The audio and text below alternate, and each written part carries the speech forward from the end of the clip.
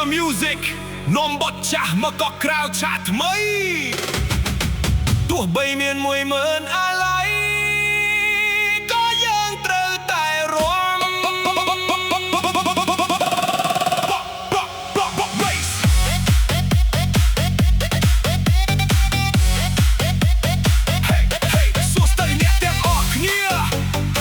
យកនេះ Gentle Music នាំបទចាស់មកក៏ក្រៅឆាតថ្មីទោះបីមាន10000អាឡ័យក៏យើងត្រូវតែរួម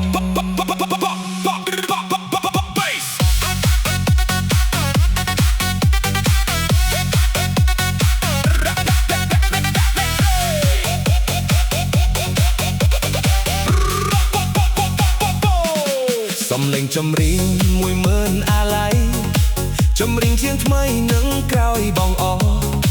ចម្រៀងអ្នកក្រស្នេហ៍ស្រងណ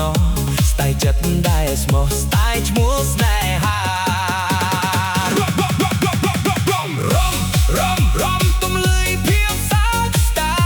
យចម្រៀងសោកស្ដាយคล้ายជាពរជ័យជាចំណងដៃដល់ថ្ងៃរៀបការលើកដៃឡើងលើជាងរត់ជាប់រឿងដែលឥតខ្លឹម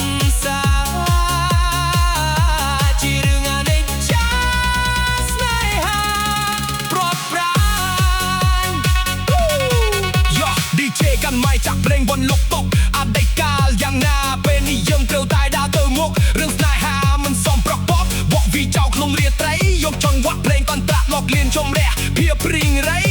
កុំនៅឈរស្